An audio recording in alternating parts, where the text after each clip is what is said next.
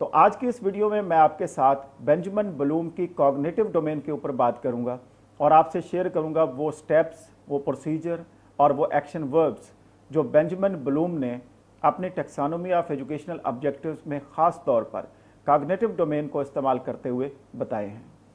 Bloom taxonomy of educational objectives में जो first level है, जो फर्स्ट स्टेज है, उसका नाम है नॉलेज। नॉलेज में हम क्या करते हैं कि कोई भी फ़र्द, कोई भी इंडिविजुअल, कोई भी बच्चा, कोई भी स्टूडेंट जब याद करने लगता है, किसी चीज़ के बारे में पढ़ता है, तो उसकी अंडरस्टैंडिंग के लिए सिर्फ एक चीज़ से काम लेता है जिसे लोअर ऑर्डर थिंकिंग स्किल कहा जाता है। वो रोट मेमोराइजेशन के ऊपर फोकस करता है और फैक्ट्स को याद करता है।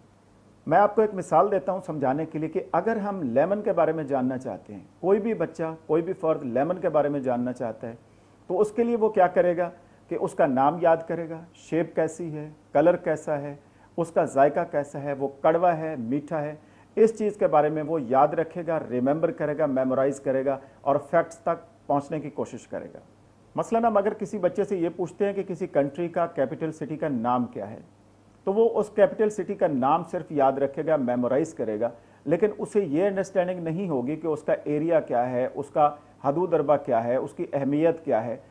कॉग्निटिव डोमेन की जो दूसरी स्टेज है, जो दूसरा लेवल है, उसको कहते हैं कंप्रीहेंशन। Comprehension mean understanding.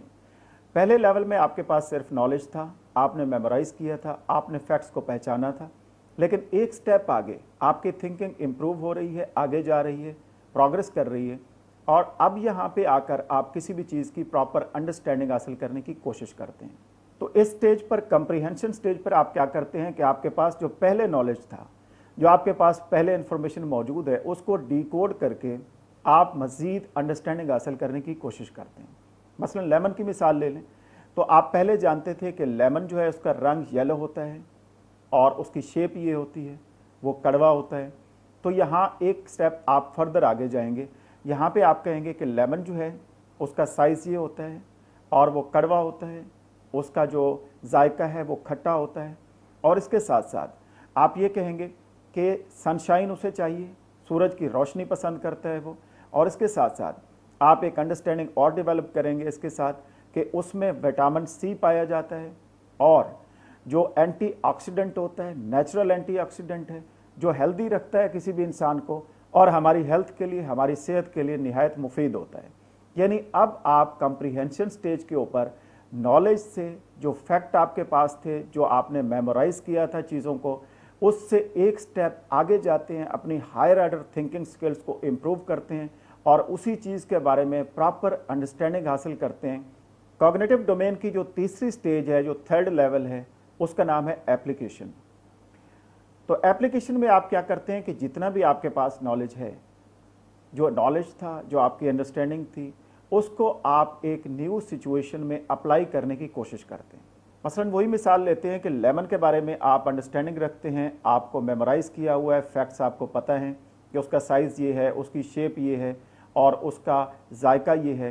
तो इस चीज़ को जानने के बाद उसमें विटामिन सी होता है और वो हमारे लिए, हेल्थ के लिए बहुत ज़्यादा इफ़ेक्टिव है। तो इस चीज़ की अंडरस्टैंडिंग हासिल करने के बाद इसको अप्लाई करने की कोशिश करते हैं।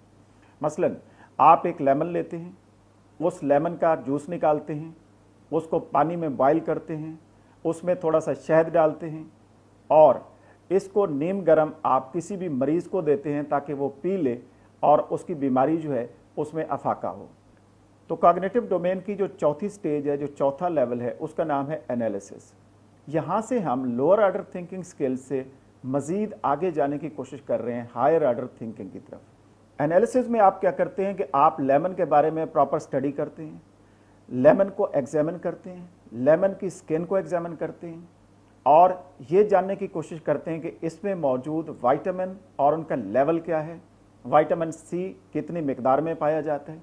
ये चीज़ें जानने के बाद आप साथ ये भी कहते हैं कि इसके अंदर जितनी भी चीज़ें हैं लेमन में, वो इंसानी सेहत के लिए मुफीद हैं, उसको यूज़ किया जा सकता है। और इसी एनालिसिस में आप एक स्टेप और आगे बढ़ते हैं। आप ये कहते हैं कि जो स्किन है लेमन की, वो नुकसानदेह हो सकती है, उसमें टॉक्सिक पेस्टिसाइड्स हो सकते हैं जो इंसान के लिए बहुत ही हार्मफुल साबित हो सकते हैं, इसलिए उसको यूज़ नहीं करना चाहिए। तो इस तरह से आप किसी भी चीज़ के बारे में कंप्लीट एनालिसिस करने के बाद इंफॉर्मेशन देते हैं तो ये स्टेज एनालिसिस स्टेज कहलाती है।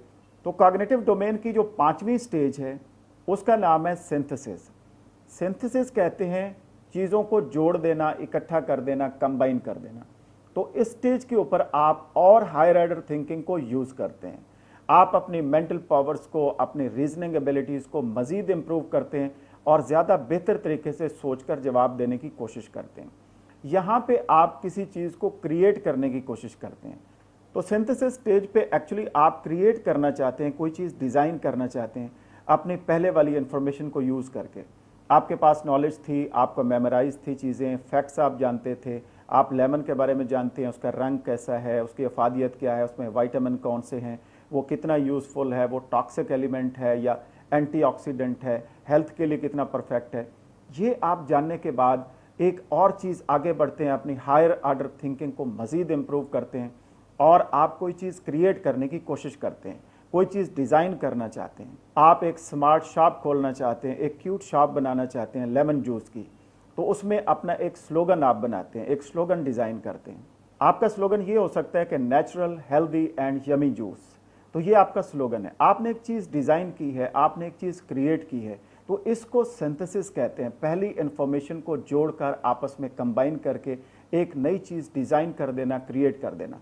तो कॉग्निटिव डोमेन की जो आखिरी स्टेज है, जो आखिरी लेवल है, उसे इवैल्यूएशन कहा जाता है।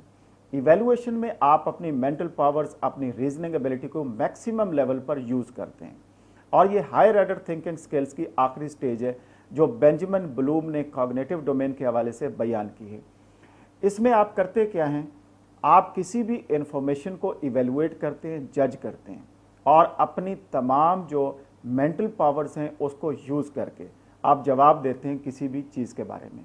तो यहाँ पे आप कंपेयर करते हैं, जज करते हैं और लेमन को दूसरे जितने सोर्सेज हैं उसके साथ कंपेयर करने की कोशिश करते हैं। मसलन लेमन और ऑरेंज का आपस में क्या कंपैरिजन है, लेमन और दूसरे सप्लीमेंट्स का आपस में क्या रिलेशनशिप है।